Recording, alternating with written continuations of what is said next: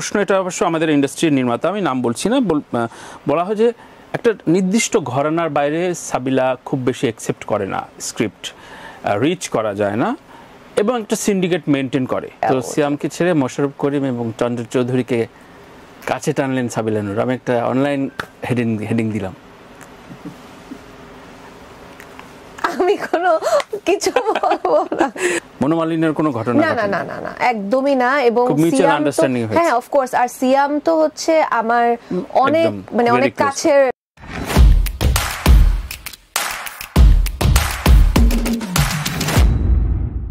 মানে প্রথমে রাক্ষসে ছিল সাবিলা, এই যে কমন প্রশ্ন, এটা তোকে ফেস করতে হবে। তো ওইটা কেন না করা হলো, তানিমের ছবিটা কেন অ্যাকসেপ্ট করা হলো? আচ্ছা, এখন পর্যন্ত আসলে ভাই কোনো খান থেকে কিন্তু কোনো অফিশিয়াল অ্যানাউন্সমেন্ট আসে নাই। তারপরও যদি আমি একদম মানে আমার মতো করে বলে, আমার কাছে মনে হয় যে এটা আসলে টিমের রেসপন্সিবিলিটি নিউজটা শেয়ার করার। তবে তানিম ভাইয়া আমাকে রিচ আউট করেছিল জুলাইতে ওনার সিনেমাটার জন্য। সো ওনার সাথে আমার অ্যাকচুয়ালি আগে কথা হয়েছিল আর কি সিনেমার ব্যাপারে। আগে আসলে আগে পাবেন ভিত্তিতে না না, সেটা না। মানে যেটা হয়েছে যে আসলে একটা তো স্কেজুলের ব্যাপার থাকে এবং মানে আমাদের সময়টা এত কম হয়ে গেছে, মানে ঈদের আগের টাইমটাতে সবাই চাচ্ছে যে জানুয়ারির মধ্যে সবকিছু যেন র্যাপ আপ করে ফেলা যায়, সো দ্যাট পোস্টে সময় দিতে পারে।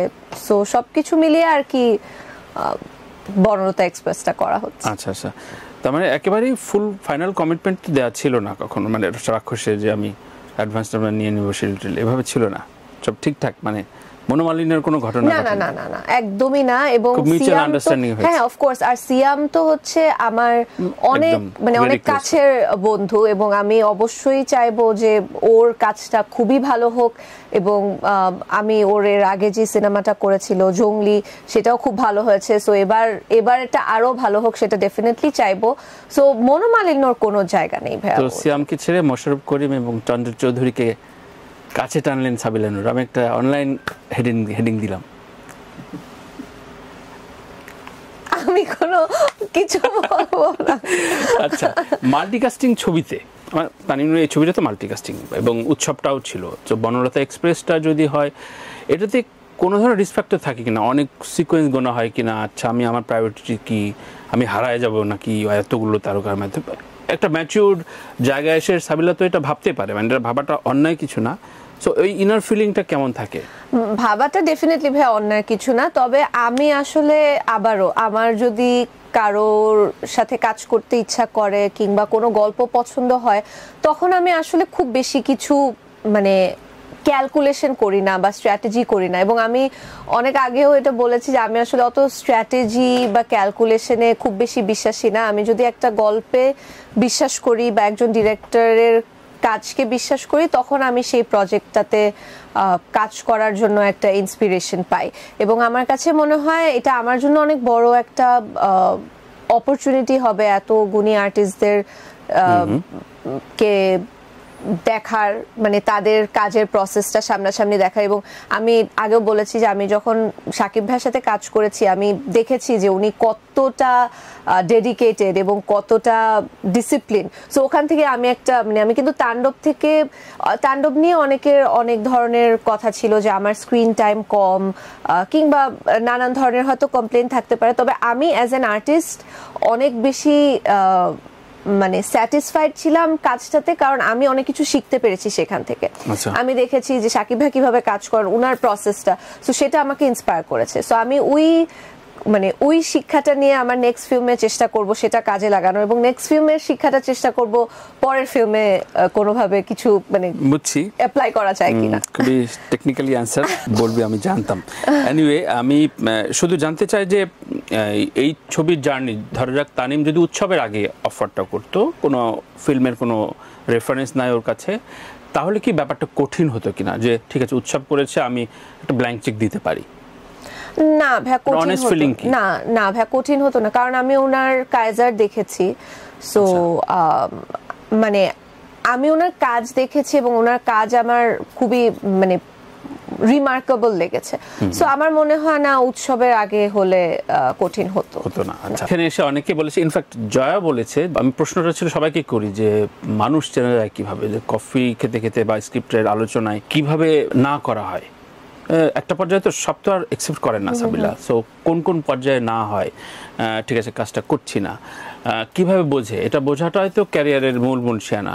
অনেকেই হারায় গেছে, চুজ করতে পারেনি, পিক অ্যান্ড চুজটা ঝামেলা ছিল। সো এইটা কিভাবে, কারো রেফারেন্স, কাউকে পরামর্শ নেওয়া হয় নাকি বোঝা যায় যে ওর ডেডিকেশন কম আছে? আমি আসলে কাজের ব্যাপারে ভাইয়া অত মানে কারো কাছ থেকে পরামর্শ নেওয়ার কোনো উপদেশটা না নেই। মানে আমি কখনোই, মানে আমি যখন থেকে কাজ করি আমি আসলে খুবই ইন্ডিপেন্ডেন্ট বা ইন্ডিভিজুয়াল ভাবে কাজ করেছি, এবং অনেক সময় যেটা হচ্ছে আমি হয়তো আমার মা বাবার সাথে শেয়ার করেছি এবং পরে হয়তো এখন মাঝে মাঝে আমার হাজবেন্ডের সাথে শেয়ার করি, বাট দ্যাট ইজ খুবই ক্যাজুয়াল ভাবে, এরকম না যে কেউ আমাকে কোনো ধরনের পরামর্শ দেয় বা ওই জায়গাটা থেকে না। আমার কাছে মনে হয় কথা বলতে বলতে বোঝা যায় যে কোন কাজটার প্রতি আসলে আমার এক ধরনের একটা, মানে আমি প্রশ্ন করে যাচ্ছে এই কাজটা আমি যদি না করি তাহলে আমি কতটা রিগ্রেট করব। সো ওই কোয়েশ্চেনটা মাথায় আসে, যদি মনে হয় না আচ্ছা অনেক বেশি রিগ্রেট করব, তখন মনে হয় যে না এই কাজটা আসলে সামহাউ যদি করা যায় ভালো হবে। আর যদি মনে হয় না হয়তো এর থেকে বেটার কিছু সামনে আসবে, তখন মানে না করার জায়গাটা। অ্যাপ্রোচটার অ্যানসার কি থাকে?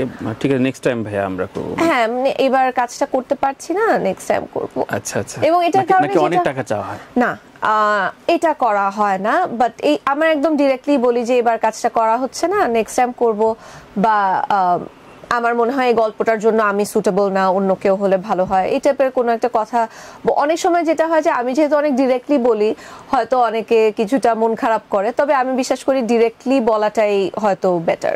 নিজে বলি যে প্রিভিলেজড ফ্যামিলি এবং খুব বেশি স্ট্রাগল করতে হয়নি লাইফে। আমি আবারও আমার পুরনো কিছু গেস্টের রেফারেন্স টেনে বলবো যে যারা পেশাদার অভিনেতা, এভাবে বলেছেন অনেকে, আমি নাম বলতে চাই না, বলেছেন যে যখন মনে হয় যে আমার ভাড়া দিতে হবে, আমার সংসারটা চালাতে হবে, তখন অনেক কিছু কাজ হ্যাঁ বলতে হয় এবং সেটা করতে হয়।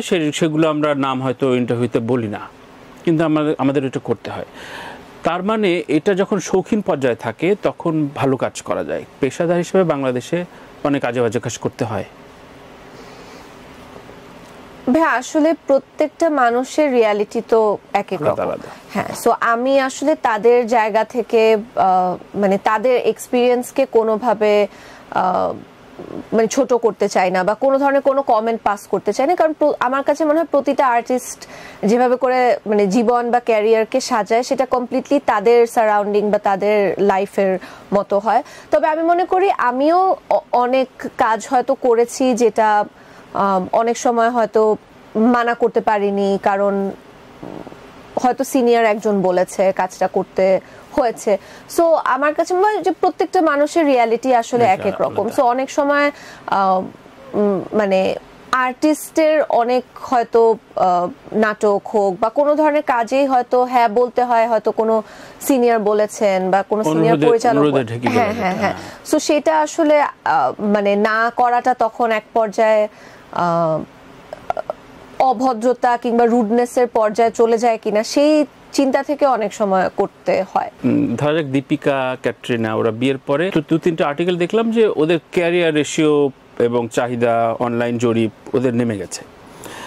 বাংলাদেশের নাম বললে আমাকে পিটাতে আসবে, সুতরাং নাম বলতে চাই না। যারা যারা বিয়ে করেছে তারপরে আসলে বেসিক্যালি তাদের একটা ফল ডাউন হয়েছে, মানে এটা অস্বীকার করার কোনো কারণ নাই। কিন্তু সাবিলা মানে বিয়ের পরেই তাণ্ডব করলো, ছবি করছে। ভাই আমার বিয়ে কিন্তু হচ্ছে 2019-এ। হ্যাঁ মানে আমি মানে ছবিটার উল্লেখ করে বললাম আর কি।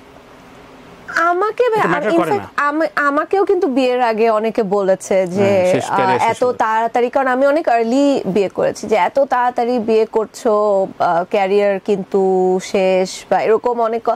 কিন্তু আমার কাছে মনে হয়েছে যে আমি যদি আসলে প্রপারলি কাজটা করতে পারি তাহলে আমার ক্যারিয়ার কেন শেষ হবে? দিন শেষে তো আমার ক্যারিয়ার হচ্ছে আমি কিভাবে কাজ করছি, কতটা ভালো কাজ করছি, কতটা ভালো অভিনয় করছি, সেটাই। এবং আমি একটা জিনিস অনেক লাকি যে আমি যখন থেকে কাজ করি আমি আমার ফ্যামিলির সাপোর্ট পেয়েছি। আমার আম্মু সবসময় আমার সাথে যেত শুটিং এ, এবং সেটা কিন্তু অনেক বড় একটা সাপোর্ট আমি মনে করি ছোট থেকে যখন কাজ করি তখন।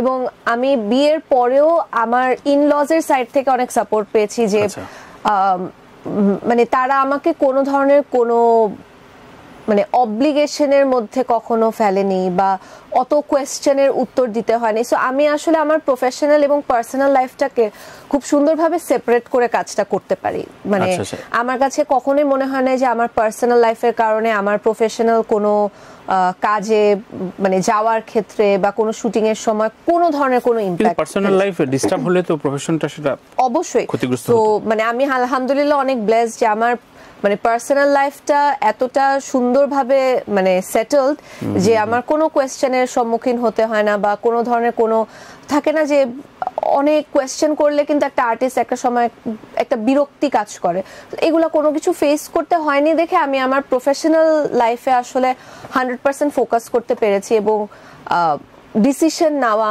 কিংবা শুটিং এ যাওয়া কাজগুলো করা আমার জন্য অনেক বেশি ইজি হয়ে গেছে। সো সাবিলা ঠিকঠাক ছেলেটাকে চুজ করতে পেরেছে নাকি? আলহামদুলিল্লাহ।